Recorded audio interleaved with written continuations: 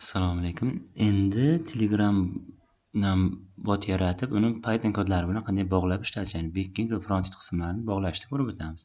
Birinchi o'rinda bot hozirdan kirib, bot yaratishni ko'pchilik biladi.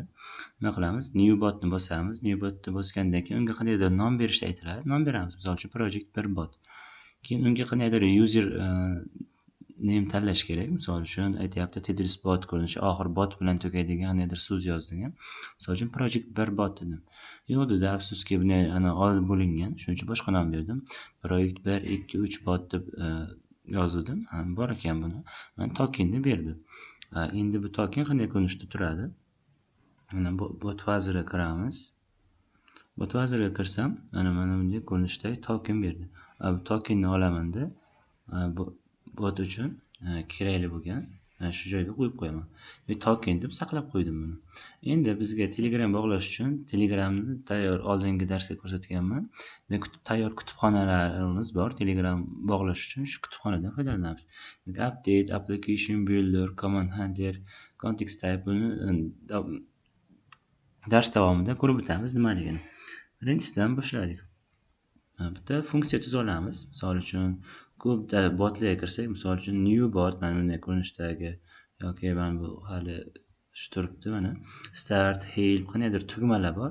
Shu tugmalarni bittasini yaratib ishlatib ko'raylik. Misol uchun start tugmasi bosilganda qandaydir ekranga qandaydir xabar chiqadigan bog'lanishni yasab ko'raylik. Birinchi o'rinda demak kutubxonaga chaqirib oldik. Chaqirib olgandan keyin tokenni topib oldim. Tokenim bor. Endi asinxron funksiya yozishni boshlaymiz. Demak, funksiya qanday bo'lsin? Demak, div deb boshladik. Demak, nomi start deb nomlandi. Mana start, update funksiyasi bu Telegram kelgan xabarlarni olish uchun foydalaniladi. Context type bu qo'shimcha ma'lumotlar bilan ishlash uchun kerak bo'ladi. Context type'ni biz default qiymatga qo'yib qo'ydik, ya'ni istalgan qiymatga kirishi mumkin degan maqsadda. Endi ishlatib ko'ramiz buni. Demak, funksiyani yozishda davom etamiz. Endi bizga await funksiyasi kerak. Demak, misol uchun qandaydir xabar bor yozib qo'yaylik. Bu await funksiyasi bilan salom, sizga nima yordam bera olaman degan xabar yozib qo'yaylik. Demak, reply text, ya'ni shu javob qaytsin anaga. Endi bu tayyor bo'ldi. Funksiya tayyor bo'ldi. Ya'ni asinxron funksiya tayyor bo'ldi. Endi unga qandaydir javob borish uchun tokenni bog'lashimiz kerak. Buni mana bu tarafdagi application builder degan kutubxonadagi mana shu funksiya yordam beradi. Demak, buni ham tayyor nom bilan yoza olamiz.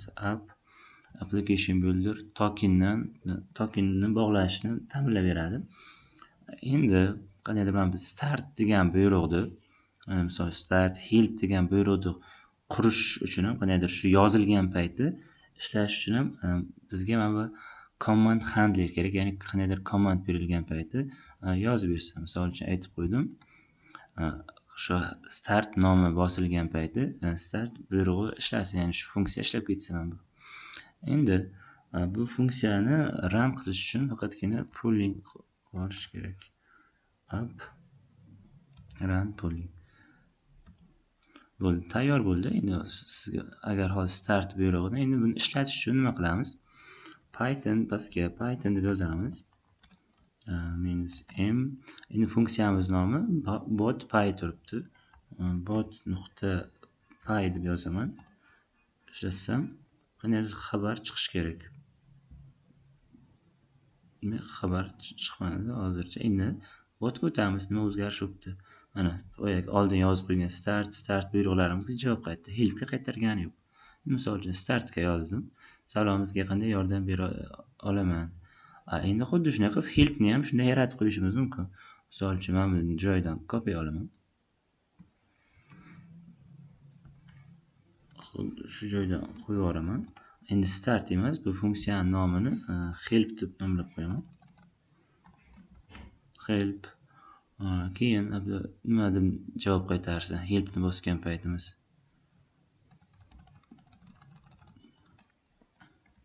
Bunisiga o'zi xabar tursin, qanday yordam bera olaman. Start bosilgan payti sizga xush kelibsiz degan xabar chiqsin.